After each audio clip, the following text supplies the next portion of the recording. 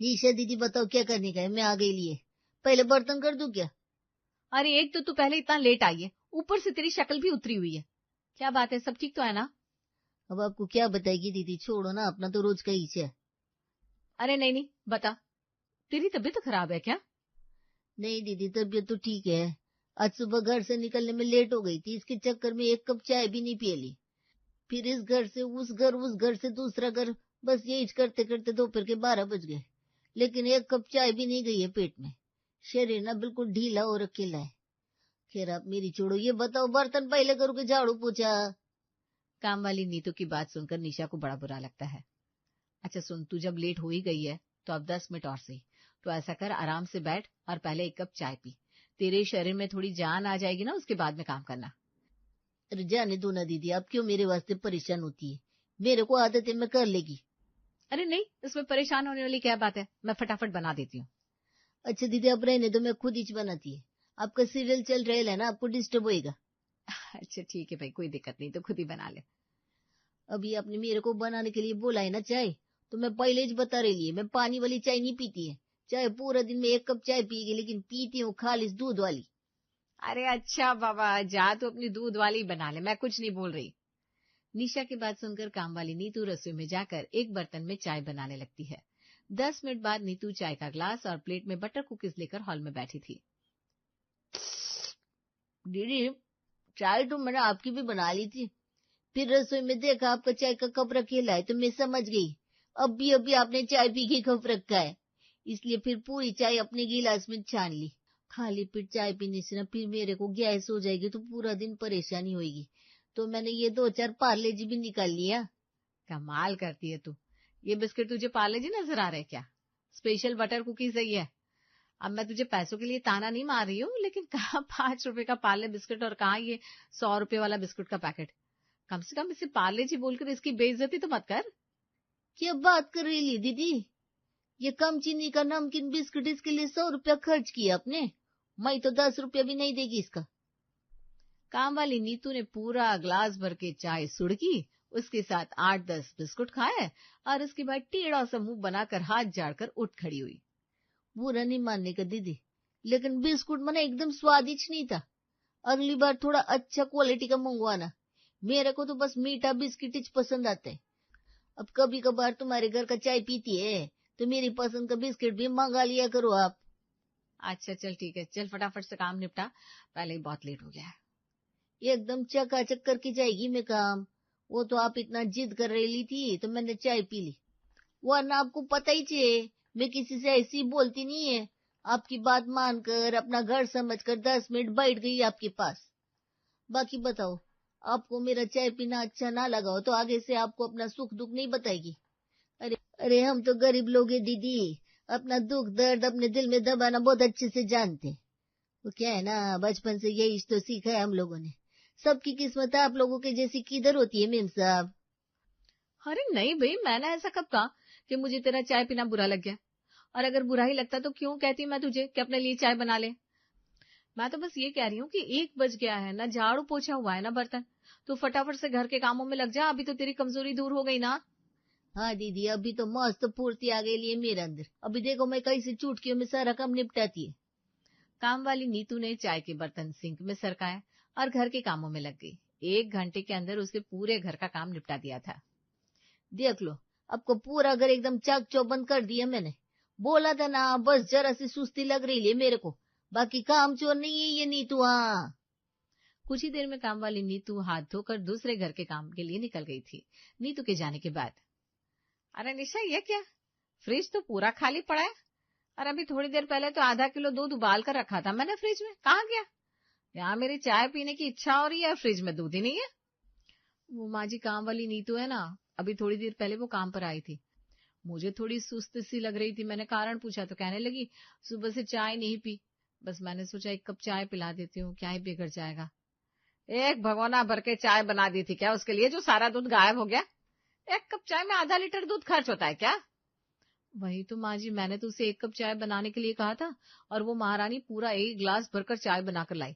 उसमें भी कह रही थी वो पानी वाली चाय नहीं पीती, सिर्फ दूध में चाय बनाती है। मुझे लग रहा है आपका आधा किलो दूध पूरा ही चाय में खत्म कर दिया उसने। बहू की बात सुनकर माधवी गुस्से में उसे घूरने लगती है। अरे भलाई करना अच्छी बात है, लेकिन ये कहावत तो सुनी होगी कि दूसरों के घर की आग बुझाने के चक्कर में अपनी झोपड़ी नहीं फूंकी जाती। भलाई के चक्कर में अपना सर फोड़ लेना कहाँ की समझदारी है। अगर किसी दिन वो 5 रुपया मांगे तो तिजोरी की चाबी मत थमा देना उसे। बाद में कहो कि माँ जी उसने मदद मांगी थी तो मैंने तिजोरी उसके हवाले कर दी। अगर उसकी चाय पीने की इच्छा हो रही थी तो खुद अपने हाथ से 1 कप चाय बनाकर नहीं पिला सकती थी। 1 कप चाय में आधा कप दूध लगता है और तेरी वो महारानी पूरा आधा लीटर दूध गटक कर निकल गए। अब तू मुझे ये बता कि मेरी चाय कैसे बनेगी। मैं समझ रही हूँ माँ जी, लेकिन अब वो बना रही थी तो मुझे बीच में टोकना थोड़ी ना अच्छा लगेगा, वरना फिर उसे लगता कि मैं छोटी छोटी बातों के लिए उसे ताने सुना रही हूँ। जाने दीजिए ना, मैं बाजार से आपके लिए दूध लेकर आती हूँ, आप गुस्सा मत करिए। और वैसे भी कौन सा रोज रोज वो हमारे यहाँ चाय पीती है। निशा ने किसी तरह सासू माँ को समझा बुझाकर शांत कर दिया, लेकिन आधा किलो दूध एक बार में ही खर्च कर देने के बाद से वो भी थोड़ी परेशान तो हो गई थी। लेकिन उसे अभी ये नहीं पता था कि उसने चोर के हाथ में खजाने की चाबी पकड़ा दी थी। अब ये खजाना लूटना तो तय है। अगले दिन, सॉरी भाभी, आज मैं फिर आपकी इधर आने में लेट हो गई। क्या कर रही हो आप? अरे भाई, तेरा तो सुबह का काम करने का समय नहीं हुआ और हम तो दोपहर का खाना लेकर बैठे हैं। तेरे इंतजार में बैठी रही ना तो मुझे दोपहर का खाना शाम को 4 बजे खाना पड़ेगा। जरूर घर पर खाने बैठ गई होगी तू। देखो भाभी, अब नाराज मत हुआ करो, आपके ऊपर ना गुस्सा बिल्कुल ही अच्छा नहीं लगता। अच्छा ये बताओ, खुशबू बड़ी अच्छी आ रही है, क्या बनाया आपने?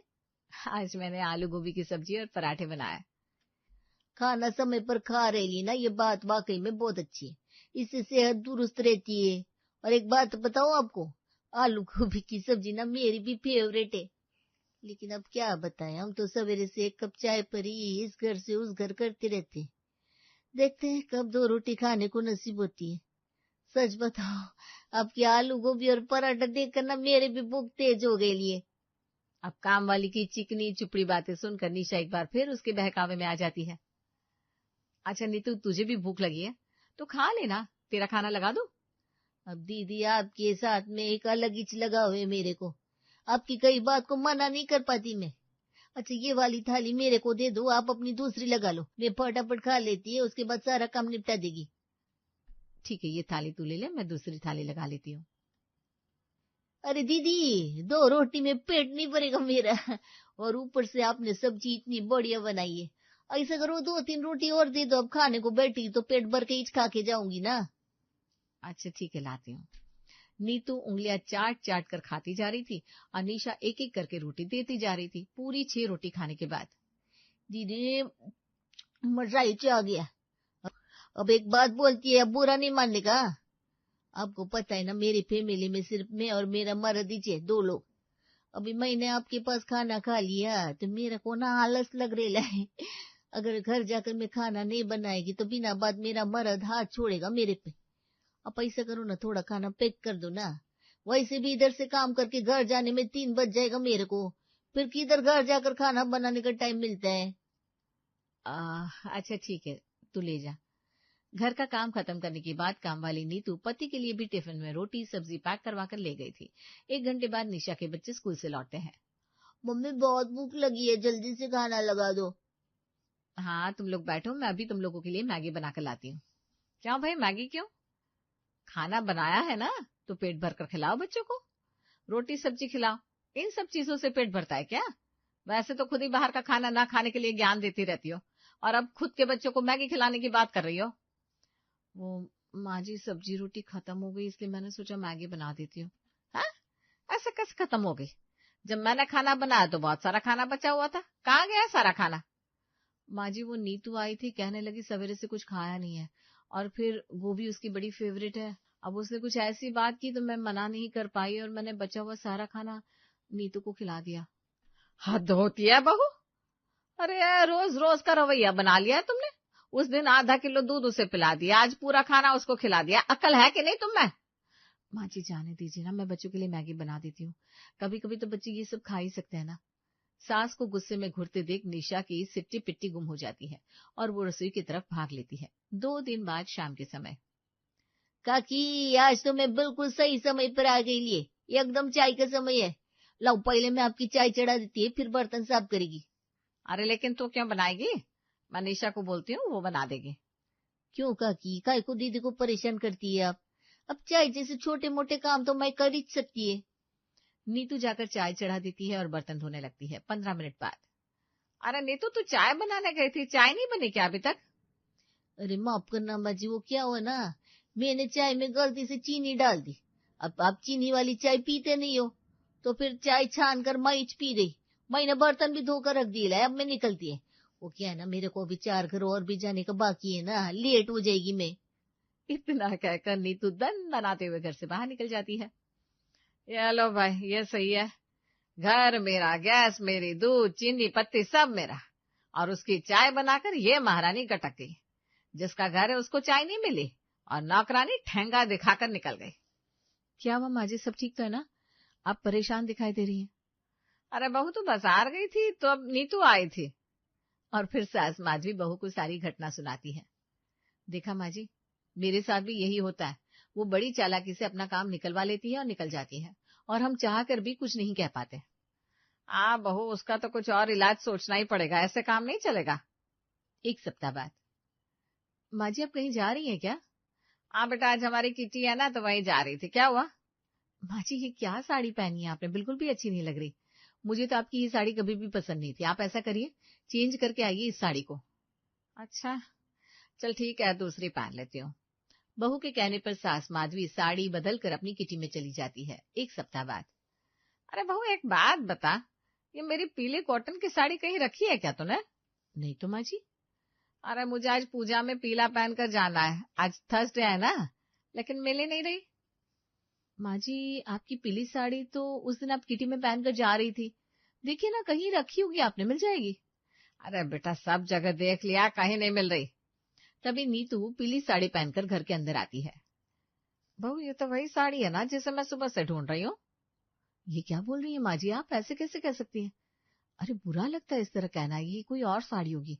और ऐसा थोड़ी ना है कि जितनी भी पीली साड़ी है वो सब आपकी हो जाएगी। अरे मेम साहब क्या बात है, क्या खुसुर पुसुर कर रही आप दोनों सास बहू? देखो कैसी लगती मैं इस साड़ी में।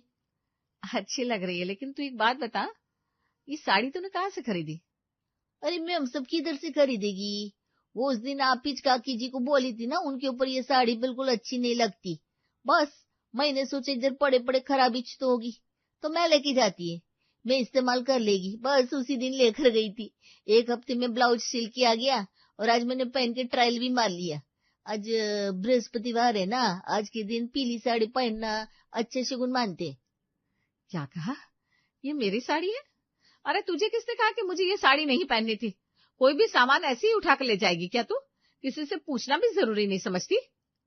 क्या माँ जी, आप एक पुरानी साड़ी पहनी हुई साड़ी के लिए मेरे को चोर बना दिया। अरे मेरे को चोरीच करना होता तो आपकी साड़ी पहन के आपके घर थोड़ी ना आती मैं।